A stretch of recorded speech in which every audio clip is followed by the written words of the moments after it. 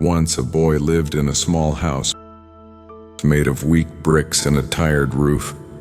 When it rained, water found its way inside, as if even the sky knew how poor he was.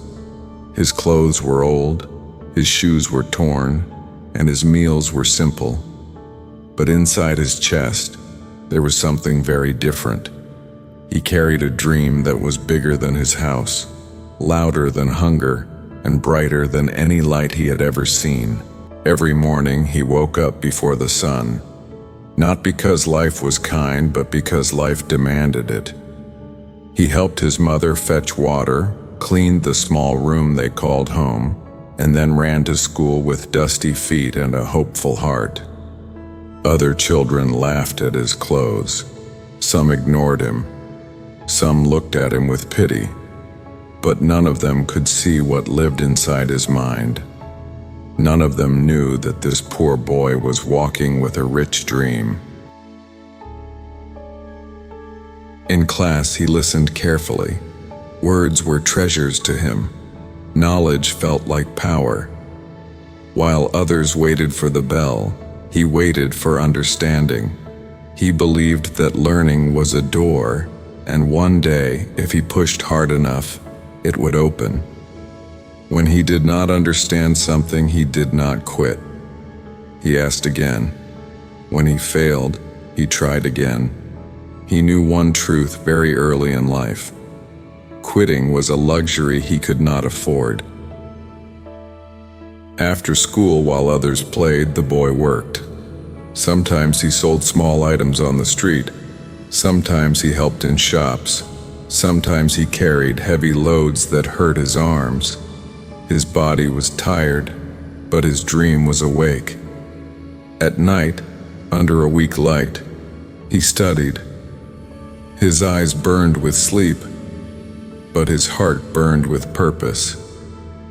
He told himself again and again, "This is not my final life. This is just the beginning." There were days when hunger spoke louder than hope. Days when he wanted to cry but had no tears left. Days when he asked himself, "Why me?" But even on those days, he did not stop moving forward. He understood something powerful. Pain is not the enemy. Giving up is. So he learned to walk with pain, to study with pain, to dream with pain. People around him had advice. Some said, "Be realistic." Some said, "Dreams are for rich people." Some said, "Accept your life." But the boy listened to none of them. He knew that every big change in the world started with someone who refused to accept their limits. He was poor in money, not in belief. And belief, he learned, is more valuable than gold. One day he failed an important exam. It felt like the ground broke under his feet. He went home and sat quietly. His dream felt far away. His hands shook. His heart felt heavy. For the first time he thought about quitting. But then he remembered all the mornings he woke up early, all the nights he studied in darkness, all the pain he survived. He asked himself one question.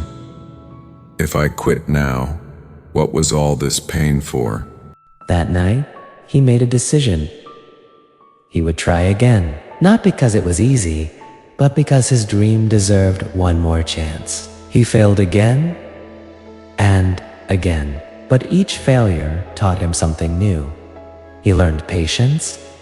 He learned discipline. He learned that success is not fast, and it is not fair. But it is possible. Slowly, people stopped laughing. Slowly, teachers noticed his effort. Slowly, opportunities appeared. Not big ones, not easy ones, but real ones. Years passed. The boy grew older. His life was still not perfect, but it was changing. He earned small wins. He gained confidence. He began to see that dreams do not come true in one day. They come true through daily effort, silent struggle, and endless belief. The rich dream inside him started shaping his future. One day, he stood in a place he once only imagined. He was not rich yet, but he was free. Free from fear, free from doubt, free from the belief that he was born to stay poor. He looked back at his past and smiled, not because it was easy, but because he survived it. He understood something important then. Being poor is not about money. Being poor is about thinking small, and being rich is not about having everything. Being rich is about having a purpose that pushes you forward, even when the world pushes you down. This story is not just about a boy. It is about every person who feels stuck, ignored, or forgotten. It is about anyone who has a dream that feels too big for their current life. Remember this: your situation is not your destination. Your struggle is not your identity. And your dream is not wrong just because others cannot see it. If a poor boy with a rich dream can keep going, so can you. Keep learning, keep trying, keep believing. The world may not change today, but if you do not quit, one day it will have to notice you.